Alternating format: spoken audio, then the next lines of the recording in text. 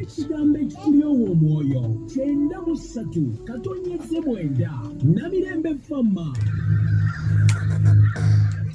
Manda Mobile has introduced 2 new bundles that go up to 30 days. For just 30,000 Ugandan shillings, you can either get 20 GB or 6 GB with 600 minutes that call all networks. Kati surf the internet, watch those funny videos online, smash WhatsApp, enjoy Abazanya, video call your loved ones, etc. for 30 days.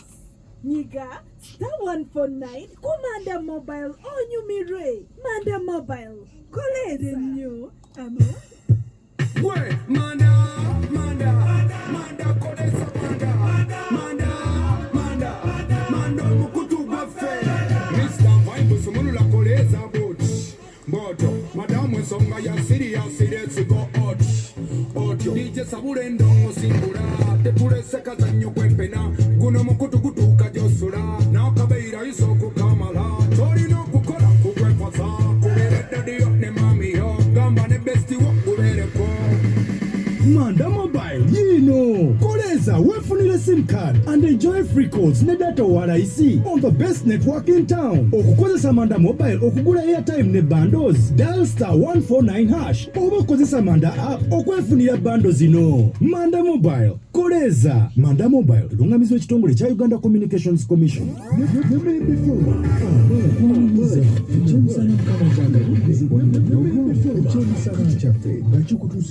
Seruma Limited kubanga bebegulidde erinnya mu kutuusiza ebizimbisibwa eby'omulembe tusangibwa ku Good Shade mu maaso ga Fire Brigade.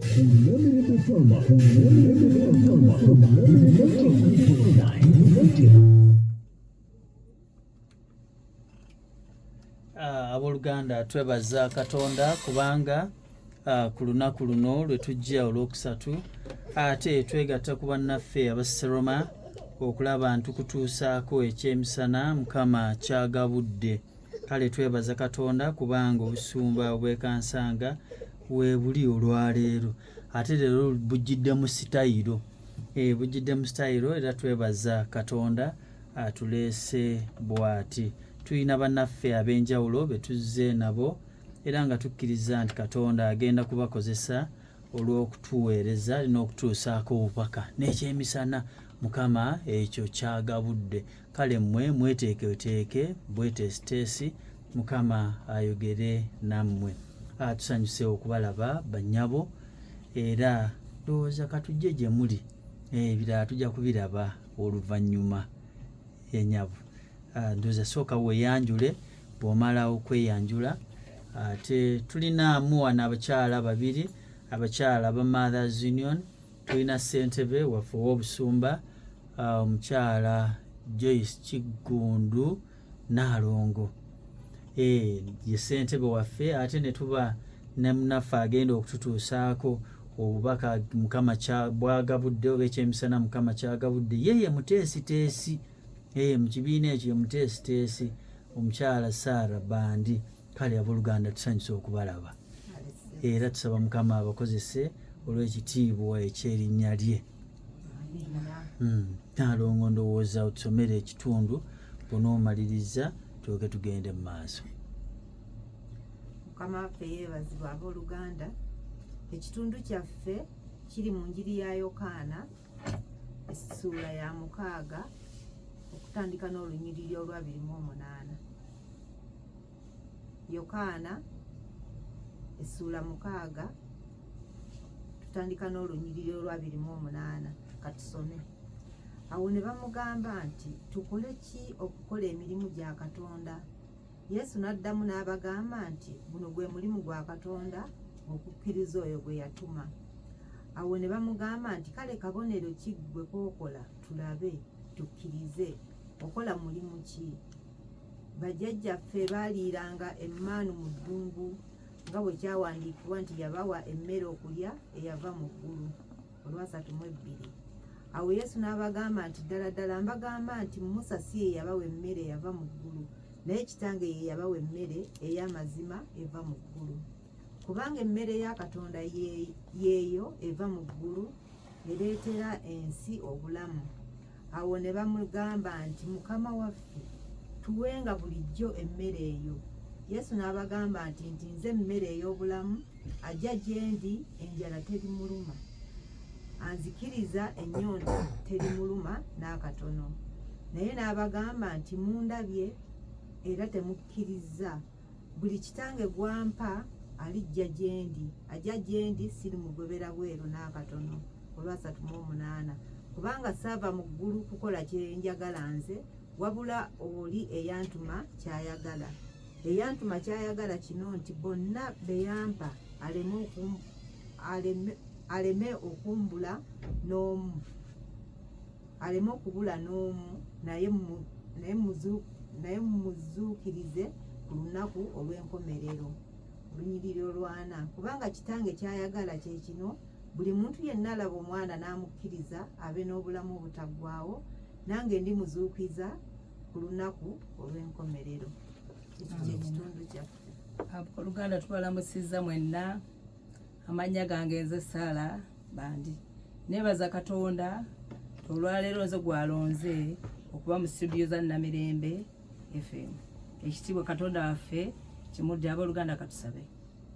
Taata omulungi tukwebazizza kubanga n'olwaleero bw'oteesezza tubeere wano. Gwe Katonda akeesa obudde, gwe Katonda abuzibya. Tukwebaza olw'ekiro ky'enkuba kye watuwadde. Weebale omulungi Yesu. N'okusingira ennyo tukwebaza olw'ekirabo eky'obulamu ky'otuwadde n'okutuusa kati nga ffe tugenda okuweereza mu studio, okuweereza ekigambo kyo, okugabula emmere Katonda waffe ey'ekyemisana olwaleero ky'oyagadde kigabulwa. Katonda waffe omulungi tukwebaza nti jangu obeerewo ng'emmere yeegabulwa. Olinnya lya Kitaffe n'Omwana n'Omwoyo Mutukuvu bwe tusabidde. Amiina. Abooluganda Mukama waffe yeebazibwe. Yeebazibwe Yesu. Ekitundu kyaffe eky'olwaleero Yokaana essula 6 n'okutandikira ku lunyiriri 28 nti abo ne bamugamba nti tugire tutya okukola emirimu gya Katonda. Yesu n'abaddamu n'abagamba nti guno gwe mulimu gwa Katonda, okukkiriza oyo eyantuma. Abooluganda omulimu gwa Katonda gwe tulina okusooka okukola kwe kukkiriza oyo eyatumibwa. Abantu tebategeera kye yayogera, yagala tukole tutya okugira omulimu gwa Katonda. Yesu n'abaddamu abooluganda tutegere Yesu kye yaddamu, yagamba nti guno gwe mulimu gwa Katonda, okukkiriza oyo eyantuma. Abooluganda omulimu gwa Katonda ogusookera ddala gwe tulina okukola buli lunaku kwe kukkiriza Kristo. Bw'okkiriza Kristo omulimu gwa Katonda oba ogukkiriza, oba otuukirizza Katonda bye yagala tukole. Katonda ayagala tukkiriza Kristo gwe yatuma. 29 Yesu n'addamu n'abagamba nti guno gwe mulimu gwa Katonda, okukkiriza oyo eyantuma. Olwa 3 abo ne bamugamba nti kale kabonero ki ggwe k'okola tulabe tukkirize? Okola mulimu ki? Yesu yabagambye nti okukkiriza. Ekyo kyokka kyali abagamba munoonya akabonero. Abooluganda abantu abasinga banoonya kabonero. Bw'okkiriza Yesu teweetaga kabonero. Bw'okkiriza Yesu, Yesu ke kabonero. Bano bamubuuza kabonero ki? Abantu abasinga baagala kusooka kulaba miracles balyoke bakkiriza Kristo. Nga tonnalaba kulaba miracles osooka kukkiriza mulimu gwa Katonda. Wega nti gwe mulimu gwa Katonda okukkiriza Kristo. Abooluganda tukkirize Kristo tulyoke tulabe miracles Katonda z'akola mu ffe. Naye abasinga obungi abakkiriza tunoonya Katonda by'akoze, naye ye ayagala ffe tusooke tukkirize yakola mu ffe. Tugende ku lunyiriri olwa 31. Bajjajjaffe baaliiranga emmaanu mu ddungu nga bwe kyawandiikibwa nti yabawa emmere okulya eyava mu ggulu. Abooluganda bajjajjaffe baaliiranga emmere mu ddungu nga bwe kyawandiikibwa nti yabawanga emmere eva mu ddungu. Abooluganda emmere eriibwa kati kyekyokukola Katonda kyatugambye ye Kristo. Bajjajjaffe baalyanga emmanu nga bali mu ddungu. Abooluganda ffe kati ensi mwe tulimu yakukkiriza Kristo. Bw'okkiriza Kristo kyekyokulya kyokera buli lunaku ky'olina okulya.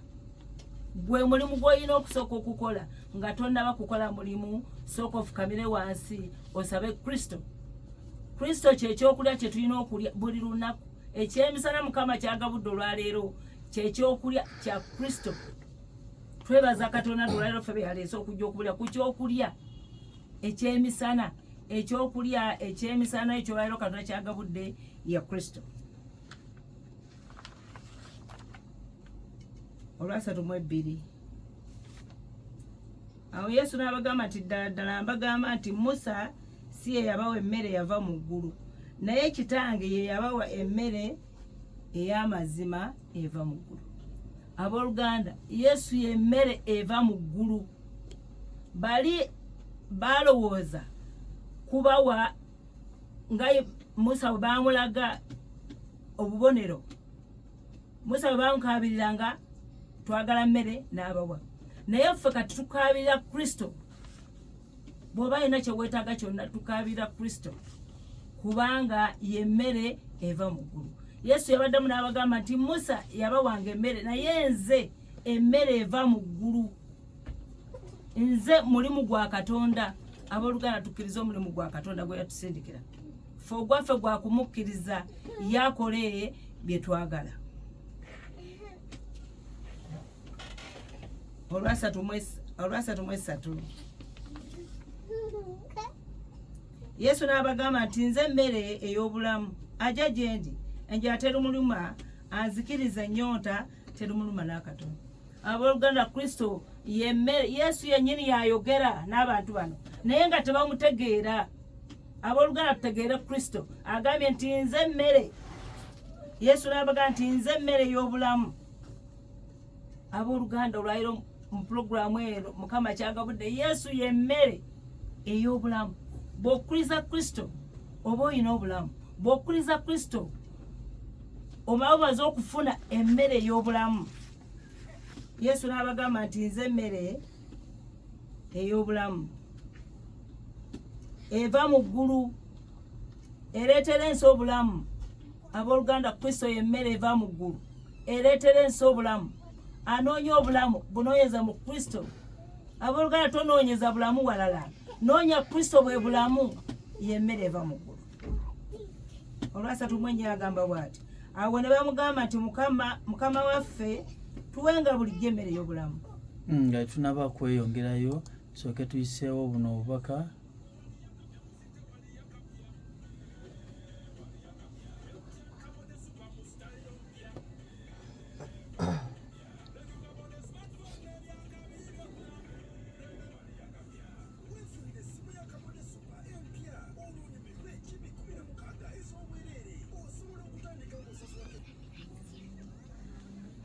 Yesu n'abagamba nti nze emmere ey'obulamu, ajja gye ndi enjala terimuluma, anzikiriza ennyonta terimuluma n'akatono. Abooluganda, abantu bano baali beebuuza Yesu, awo n'abagamba nti Mukama waffe tuwe emmere ey'obulamu, nga tebamutegedde nti yeye, kubanga yabagamba nti nze emmere eva mu ggulu era nze bulamu. Abooluganda, tutegeere Kristo. Bw'otegeera Kristo yatuga nti nze emmere eva mu ggulu era ey'obulamu. Awo ne bamugamba nti Mukama waffe tuwange emmere eyo. Yesu n'abagamba nti nze emmere ey'obulamu, ajja gye ndi enjala terimuluma, anzikiriza ennyonta terimuluma n'akatono. Abooluganda, twetaaga okukkiriza Kristo enjala ewekutuluma kubanga ye emmere eva mu ggulu. Ennyonta tegenda kutuluma, agambye nti anzikiriza nze enjala terimuluma n'ennyonta terimuluma n'akatono. 36 atugamba bw'ati, naye n'abagamba nti mundabye era temunzikiriza. Abooluganda, Kristo yali ayogera n'abantu bano ng'abaga nti nze emmere eva mu ggulu naye nga tebakkiriza. Abantu bangi nnyo ebyokulya bitumazeemu. Abooluganda, bwe tulumwa enjala twerabira Kristo. Abooluganda, bwe tuyita mu bizibu twerabira Kristo. Abooluganda, bwe tufuna ebitusoomooza twerabira Kristo. Naye atugambye nti ye emmere eva mu ggulu. Bw'omukkiriza enjala tekuluma, bw'omukkiriza amalawo ebizibu. Kubanga abooluganda, abantu b'ensi eno ebyokulya bitumalamu nnyo, ebintu byenfuna bitumalamu nnyo abooluganda. Naye Kristo agambye nti yeye byenfuna, yeye mukisa, buli kyolowooza kyonna kkiriza Kristo kubanga ennyonta terukuluma nate. Ye n'abagamba nti nze mmere y'obulamu, ajja gye ndi enjala terimuluma, anzikiriza ennyonta terimuluma nate. 36. Naye n'abagamba nti mundabye temukkiriza. Buli kitange gwampa alijja gye ndi, ajja gye ndi siri mugobera bweru nate. Abooluganda, Kristo emikono gye myanjulukufu agambye nti buli kitaawo gwe yamuwa. Abooluganda, buli yatekebwako akabonero ka Kristo ng'era okukkiriza nti oli mu Kristo agambye tali kugobera bweru. Ogwaffe gwa kumukkiriza, ogwaffe gwa kumusinza, ogwaffe gwa kumutendereza. Agambye nti ajja gye ndi siri mugobera bweru n'akatono, kubanga saava mu ggulu kukola kye njagala nze, wabula oli eyantuma kyayagala. Abooluganda, abasinga obungi twagala Kristo atukolera ffe bye twagala, naye agambye saava mu ggulu kukola ye byayagala, naye ebyoli Katonda. Abooluganda, tukkirize okukola ebya Katonda naye alyoka akola ebyaffe. Abasinga obungi twagala bubonero, twagala kulaba kabonero, naye atugambye nti gwe kkiriza nze, gwe nzikiriza nkole byoyagala. Kubanga ne Sala yaffe ya kitaffe egamba kitaffe ali mu ggulu erinnya lye litukuzibwe, obwakabaka bwo bujje, byoyagala bikolebwe mu nsi muno. Kristo yajja okukola kitaawe byayagala bikolebwe mu nsi muno. Abooluganda, tukkiriza Kristo tukole byayagala mu nsi muno naye alyoka akola ebyaffe. Abooluganda, abasinga obungi baagala Katonda akole ebyabwe ng'ate bo tebakkiriza kukola Katonda byagamba. Tubeegayira abooluganda, tufube abooluganda tukole Katonda byayagala. Tukkiriza Kristo atuyigirize kubanga ye yemmere ey'obulamu. Kristo yemmere ey'obulamu. Bw'olya Kristo ajja kuyigiriza okumanya Katonda byayagala. Bw'otambula ne Kristo ajja kutambula naawe mu kkubo eggolokofu akutuuse ku Katonda kyayagala. Olwasatu mu 8 agambye tukubanga saava mu ggulu kukola kye njagala nze, wabula oli eyantuma kyayagala. Eyantuma kyayagala kino, eyantuma kyayagala kino mu bonna be yampa aleme okubulako n'omu, naye muzuukirire ku lunaku olw'enkomerero. Abooluganda, tukkiriza Kristo tutambule naye, tubeere naye, tukolenga ye bw'ayagala, naffe Katonda ajja kubeera naffe.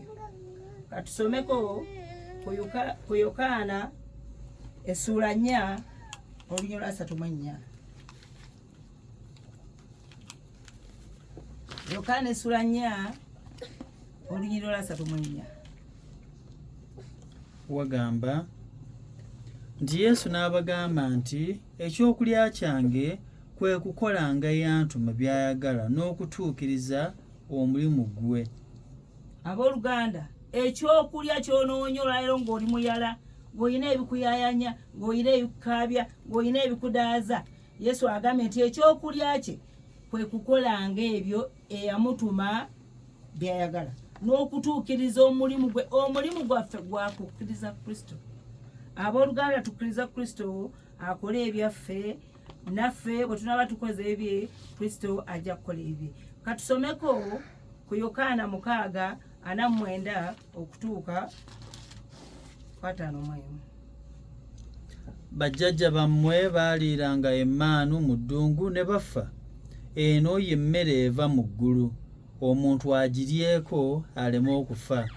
Nze mmere ennamu eyava mu ggulu. Omuntu bw'alya ku mmere eno aliba mulamu emirembe n'emirembe. Era emmere gye ndigaba gwe mubiri gwange olw'obulamu bw'ensi. Tibajjajja mwe baaliiranga emmaanu mu ddungu ne bafa.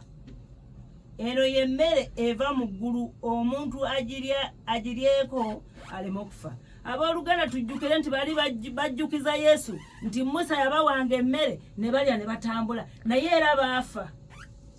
Naye emmere y'obulamu ereeta obulamu kwe kukkiriza Kristo. Bw'okkiriza Kristo obeera mulamu emirembe gyonna. Tibajjajja bammwe baaliiranga emmere mu ddungu ne bafa. Naye eno y'emmere eva mu ggulu, omuntu agiryeko aleme okufa. abooluganda bw'okkiriza Kristo oba n'obulamu, kubanga tukkiriza ffe abakkiriza Kristo tulina obulamu obugenda okujja. Ffe abakkiriza Kristo tulina essuubi nti mu Kristo tulibeera balamu emirembe gyonna. Kyava agamba nti eno y'emmere gy'olyako n'obeera omulamu emirembe gyonna. Abooluganda tukkiriza Kristo, tulye ku Yesu, tutambule naye, tunywe ku musaayi gwe. Omusaayi gwa Kristo bw'ogunywako obeera n'emirembe oba n'obulamu obutaggwaawo. Olwataano mwemu nti nze mmere ennamu eyava mu ggulu. Omuntu bw'alya ku mmere eno aliba omulamu emirembe n'emirembe, era emirembe gye ndigaba gwe mubiri gwange n'obulamu olw'obulamu obw'ensi. Abooluganda Yesu agamba nti eno y'emmere eva mu ggulu. Abooluganda Yesu y'emmere, yeeyogerako yennyini nti nze emmere eva mu ggulu. Alya ku ye abeera mulamu. Nze mmere ennamu eva mu ggulu. Omuntu bw'alya ku mmere eno aliba mulamu emirembe n'emirembe. Abooluganda tukolere emirembe n'emirembe, tukolere eby'emirembe n'emirembe, tuleme okukolera ebyenkya. Tukkirize Mukama waffe Yesu eyatufiira ku musaalaba e Gologoosa olw'okutununula ffe tubeere n'obulamu, tuleme okubanga bali abaagamba nti Musa yatuwa emmere naye era baafa. Yesu atujjukiza nti bali baali emmaanu ye Katonda yagibawa naye baafa, naye ye y'emmere ey'obulamu etaggwaawo ey'emirembe n'emirembe. Katugende ku lunyiriri olwa 39 nti eyantuma kyava ayagala kino mu bonna be yampa aleme okubulako n'omu, naye muzuukire ku lunaku olw'enkomerero. Abooluganda Yesu kyatwagaza kye kino. Katonda yabatuwa yamutuwa ffe kasita okkiriza Kristo oba omaze okuyingira mu bulamu bw'emirembe n'emirembe. Agambe tuleme okubulako n'omu. Abooluganda tukkirize Mukama waffe, tukole byatulagira. Bw'obeera ne mu Kristo akuwa okumanya, akuwa okutegeera, akuwa okumanya Katonda by'ayagala. N'omu okubulako n'omu, naye muzuukirire ku lunaku olw'enkomerero. Abooluganda tukolere olunaku olw'enkomerero, tuleme okubula. Tuleme okubanga Yuda bwe yagamba nti bonna Mukama bwampa mbatuusiza okuggyako omwana w'okubula. Abooluganda ffe tuba tusalawo tuleme okuba abaana b'okubula. Agambe tukuleme okubaako n'omu, naye muzuukirire ku lunaku olw'enkomerero. Abooluganda tukolere olunaku lw'enkomerero. Tewali amanyi biro, tewali amanyi biseera. Oli gwe baatuma yekka yamanyi olunaku. Atugambye nti ye y'emmere, ye y'ekkubo, ye ye bulamu, ye kwe kuzuukira. Bw'okkiriza ye ng'otuuse mu bulamu obw'emirembe n'emirembe.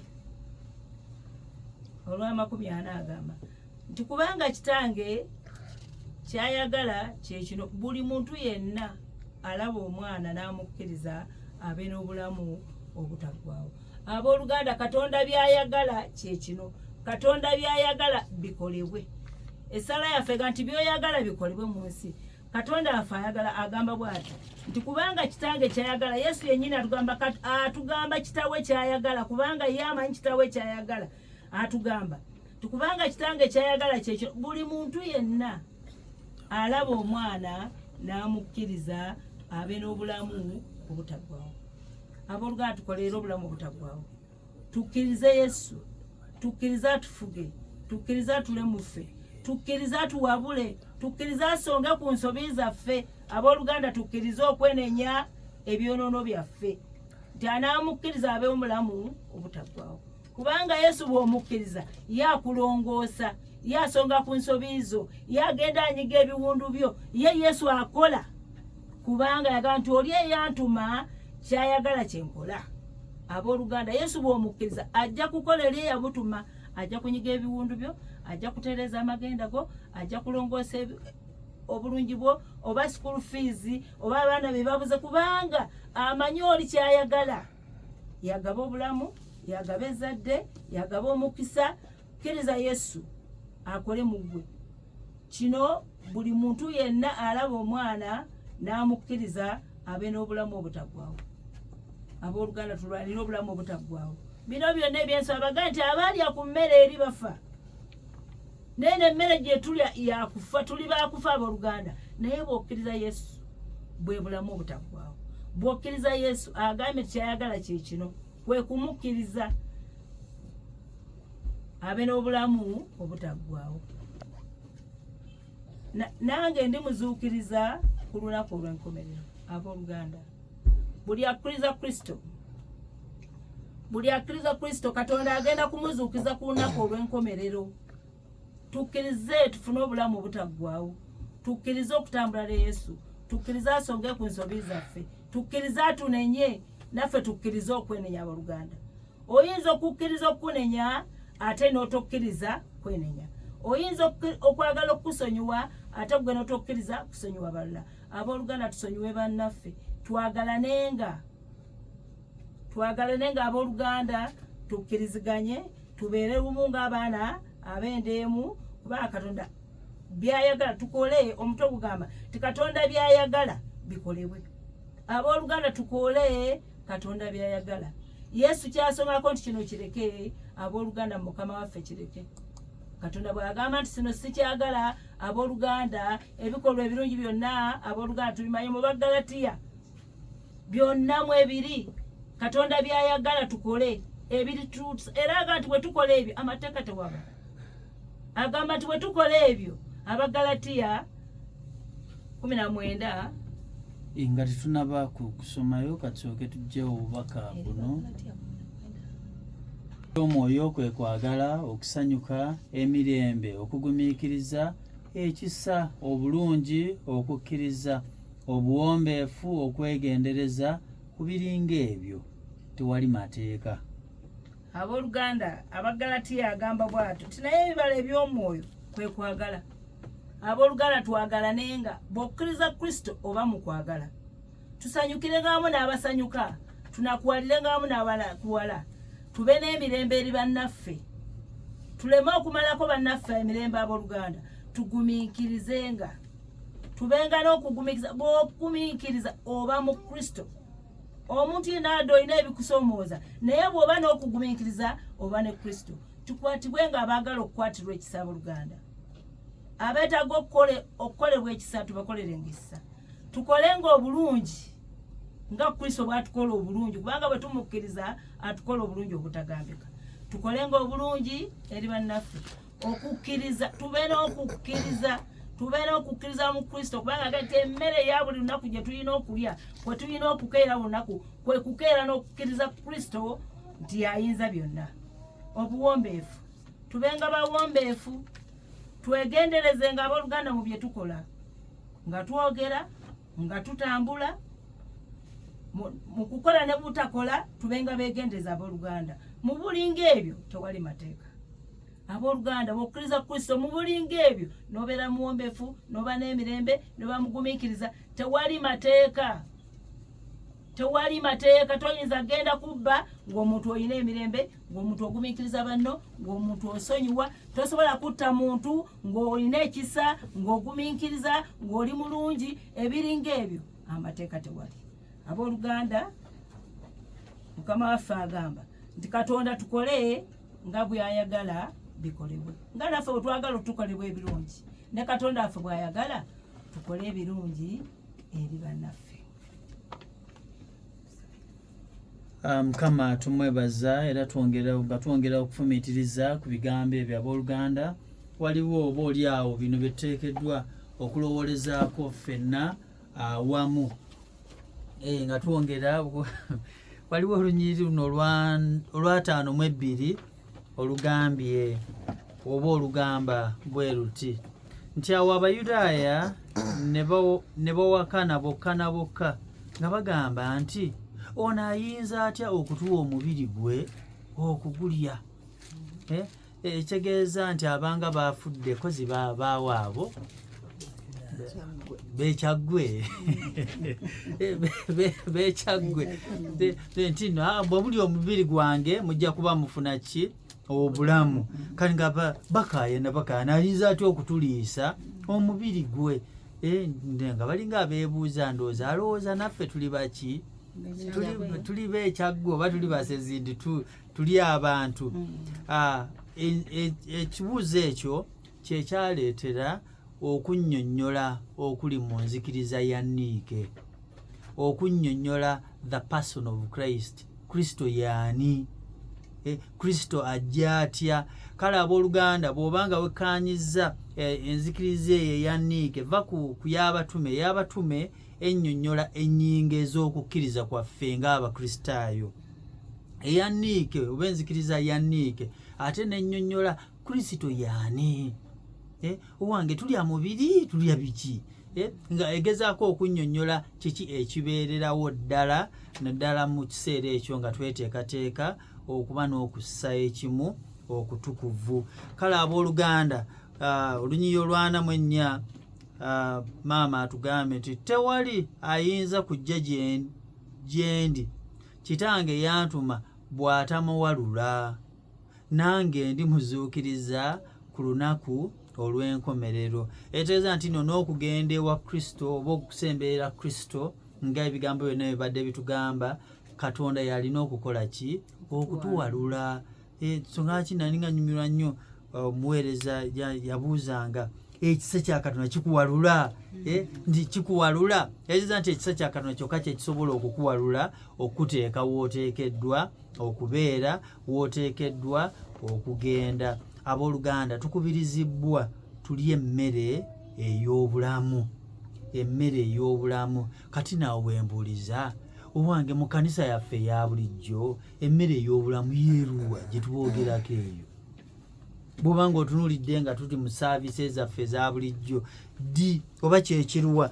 Omanyi kyangu nnyo okukyogerako, omuntu n'asigalawo nga takoze eki, nga takifunye bulungi. Emmere ey'obulamu eyo yeeruwa? Abooluganda, Mukama yeebazibwe. Mukama yeebazibwe. Ekibuuzo kigaa nti emmere ey'obulamu yo yeeriwa? Kubanga Bayibuli etugambye, tulabye Kristo ng'ayogera ebigambo ebyo nti alya ku mmere nze gye mmuwa, oba emmere eva mu ggulu, oyo talifa. Kale mu byonna emmere, tulaba emmere eva mu ggulu, tumanyi nti kye kigambo kya Katonda. Era abooluganda, twesanze ebiseera ebisinga nti bwe tubeera tugenda mu kanisa buli lunaku, ne weesanga nti mulimu oli agenda mu kanisa naye nga agenze kutuusa mukolo, era ne weesanga ng'oli mu kanisa abaddemu naye ng'oluvannyuma lwa saaviisi oba ng'omusanze mu kkubo addayo waka, osobola okumubuuza babuulidde mu kitabo ki, oba mesegi enjiri ebadde ekwatagana ku ki? Ekyamazima ng'omuntu tasobola kubeerako yadde kyakunnyonnyola. Naye bwe tugenda mu maaso ga Katonda tugenda okufuna emmere, kubanga tumanyi okunoonya emmere ey'omubiri, naye ate ey'omwoyo ne tukola ki? Ne tugulekerera. Naye ekigambo kya Katonda ye mmere ey'obulamu. Buli we tuwulira ekigambo kya Katonda omubiri guliisibwa, kale ne wabeerawo okukula mu masekkati munda mu ffe. Era omuntu, ekiraga nti omuntu afuna emmere eyo eva mu ggulu, ebikolwa by'omuntu oyo ekyamazima biba byanjawulo ku muntu oyo, nga ekyamazima ye omwoyo gwe teguliisibwa mmere yeva mu ggulu, kigambo kya Katonda nga takifuna, ojja kwesanga nti ebikolwa by'omuntu bibeera birala. Wensaba nno mukwanaganye ekibuuzo ekyo oba n'ennyiriri ezo, oba oli awo ne tekisiti eno. Bakolinso asooka essula ya 11 olunnyo lwa 23, nti kubanga nze naweebwa eri Mukama waffe era ekyo kye nabawa mmwe, nga Mukama waffe Yesu mu kiro kiri kye yaliirwamu olukwe yatoola omugaati, ne yeebaza n'agumenyamu, n'ayogera nti guno gwe mubiri gwange oguli ku lwammwe, mukolenga bwe mutyo olw'okunjijukiranga nze. Mukolenga bwe mutyo olw'okunjijukiranga nze. Era n'ekikompe bw'atyo bwe baamala okulya, ng'ayogera nti ekikompe kino y'endagaano empya mu musaayi gwange. Mukolenga bwe mutyo buli lwe munaagunywangako olw'okunjijukiranga nze. Kubanga buli lwe munaalyanga ku mugaati guno ne lwe munaanywanga ku kikompe munaayolesanga okufa kwa Mukama waffe okutuusa lw'alijja. Emmere ey'obulamu Kristo yaluwa mu kusinza kwaffe. Ndowooza kyekibuuzo si bwe kibadde? Naalongo ansa ki gy'olina?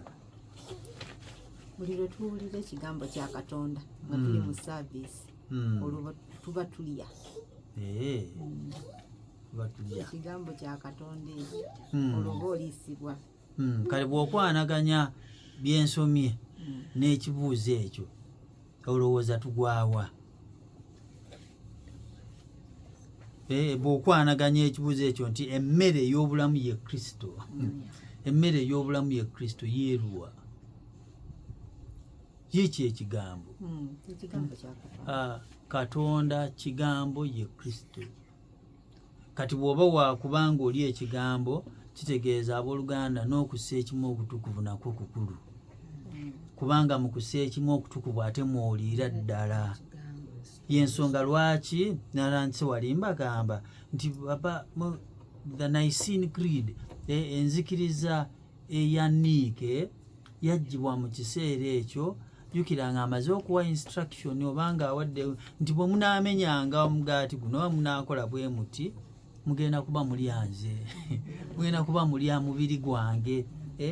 Ate sabbiiti ewedde bwe twali tugabana oba olya nze nagabana tugamba nti nno okulya omubiri gwa Kristo oba okufuna Holy Communion kikuwa obulamu, obeera n'obulamu kubanga oyongera okunnyikira mu Kristo, oyongera okunnyikira mu kigambo kya Katonda. So owooluganda wenna nga oli mu Kristaayo kikulu nnyo okulowoozanga ku kubeera nga obeera n'okussa ekimu okutukuvu, n'oteyagalira nnyo mu kubeera nga tosembera. Endowooza nkozesa ekyo ekigambo, teweeyagalira nnyo mu butasembera, kubanga mu butasembera omwo kitegeeza nti nno owulirira n'emirembe mu bibi byonna byokola ki byolimu era byokola.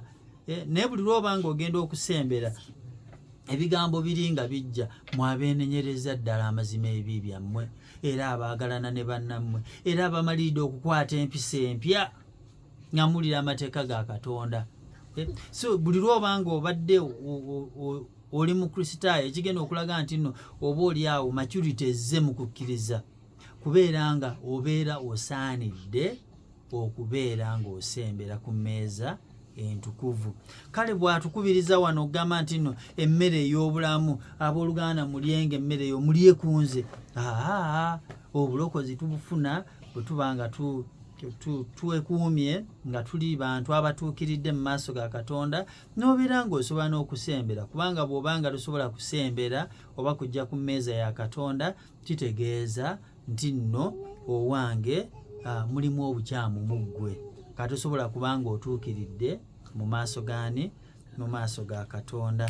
Kale twebaza Katonda olw'okukubirizibwa okwo kwe tukubirizibwa olwaleero nti oyagala bulamu, kale lya Kristo. Oyagala kubeera ng'oli musanyufu, oyagala kubeera muwanguzi, lyani? Lya Kristo. Lya Kristo. Era bw'onooba ng'osobodde okutambula bw'oti, oluganda ojja kutambula nga oli muwanguzi, ojja kutambula ng'olina essanyu, ojja kutambula ng'olina emirembe gwe naawe, you with yourself. Kubanga bw'onooba n'emirembe naawe, n'abalala ojja kuba n'emirembe n'abalala. Naye gwe bw'onooba nga tolina mirembe kitegeeza by'ogenda okwetikka n'abalala bakole ki? Batambulire mu ebyo. Kale olw'okubanga ebyo byonna bitambulira mu kumanya kigambo kya Katonda n'okutufalaasira okukola bye tuteekeddwa okukola buli lunaku, kwe kubasaba mwongere okulowooza ku luyimba olwo olw'omukaaga, kubanga bw'onooba nga tolowoozeza ku luyimba olwo lwa mukaaga oyinza obutamanya by'oteekeddwa kukola owooluganda. Nti enkya bw'onookola ki? Sooka osome mu kitabo Yesu kye yawandiisa. Kyokka ate ekitundu ekyokusatu n'agamba nti ebigambo bya Katonda bikuliise omwoyo gwo. Kale abooluganda fumiitirizanga ku bigambo ebyo osobole okubeera omuntu ow'enjawulo ogenda okutuuka okulya ekigambo okulya Kristo nga ddala ddala osaanidde.